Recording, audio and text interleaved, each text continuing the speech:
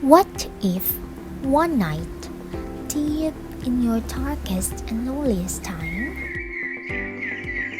an all-powerful being will come to you and say, "This life, as you now live and have lived it, you will have to live once more, innumerable times more, all in the same sequence, none will change. All you have felt and all that you have seen, they will come right back at you in all eternity. Would you not wince or cry aloud? Would you not be in wrath and tears in the horror of such fate? Or would you not laugh and cry in joy in the delight of such fate? As Friedrich Nietzsche wrote, the question is everything. Do you desire this once more and innumerable times more? Do you live in such a way that you would be willing to live the same life eternally, which perhaps can only be answered by yes, if one lives a good life, and if one cannot, assuming that such living exists, how can one achieve it? What constitutes it? If you want to invest in the good life, where should you put your time and energy?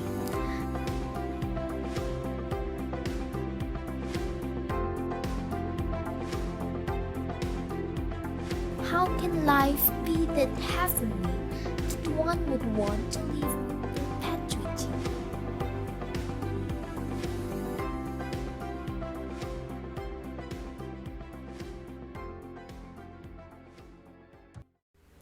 What most people forget is that behind the filters, the marketing, the innovations, fundamentally, even with the advent of the internet, of the technology that can support life outside of the earth. Today, as social media rise age, we are bombarded with these ideas and images as to how a good life should be. Music videos, social media, and house tours, and even what one eats in a day are being showcased. As the capitalistic media portrays money, fame, the latest phone, the latest headset, the nicest clothes, the automatic washing machines, the automatic coffee, these things have become as if a requirement, a prerequisite investment towards having a good life. Hence, we push ourselves into work. The hassle culture of people working multiple jobs or running businesses to earn more and achieve their goals. The dilemma is that most of these things, money, fame, or prestige, are short-lived. They do not last long. The ones who fail to realize this breaks apart, crash when they lose these things.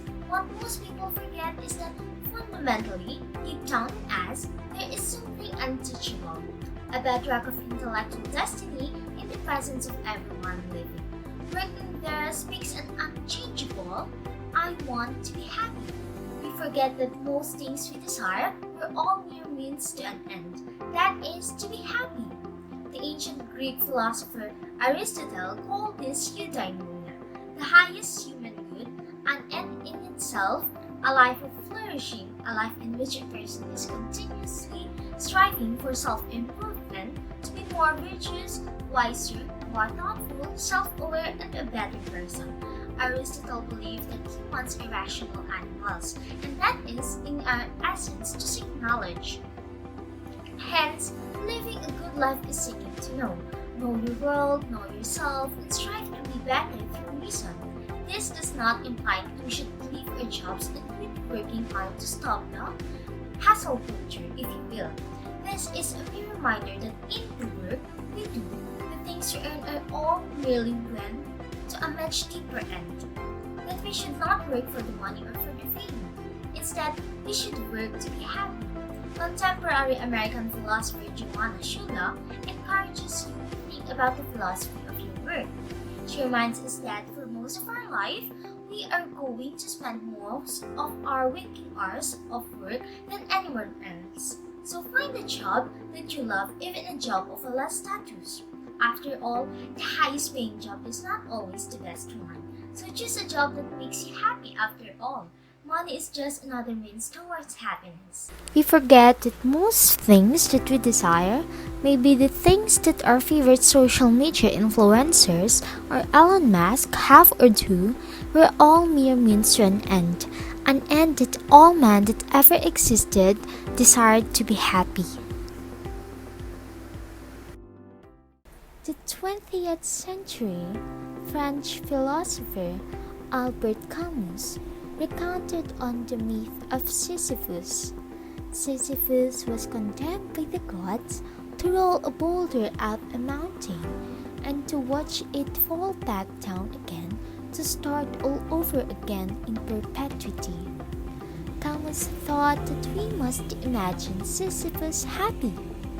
Happy? Albert Camus aims to draw out his definition of absurdism and later in the book consider what strategies are available to people in living with the absurd.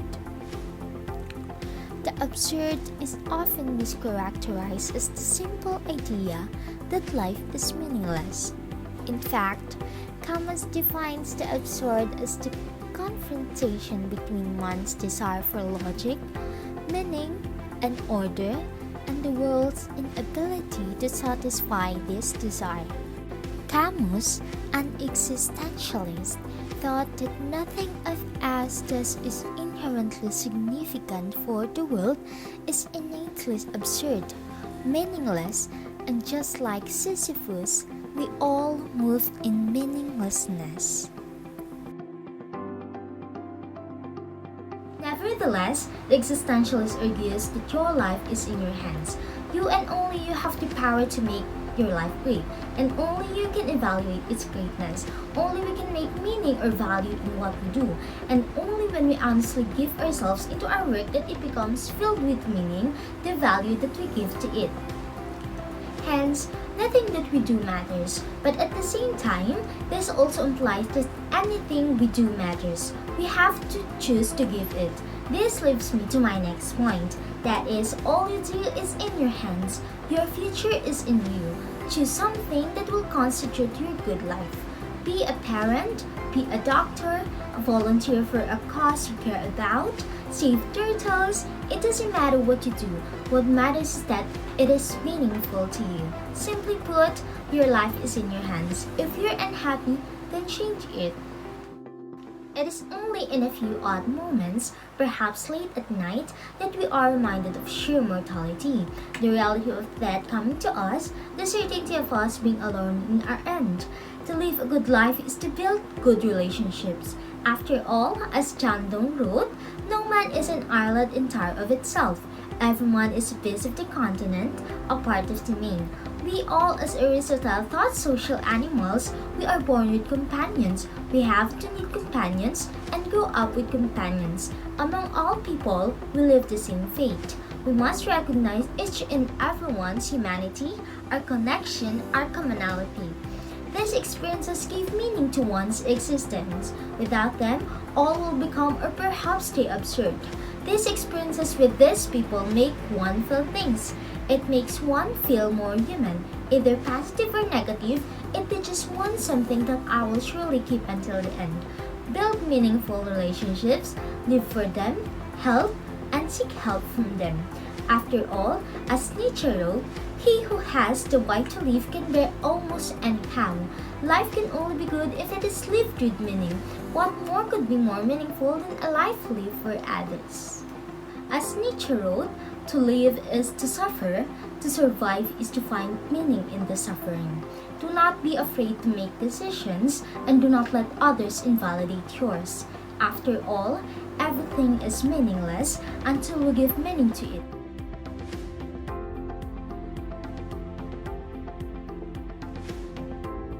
To build your good life, strive for happiness, all is in your hands.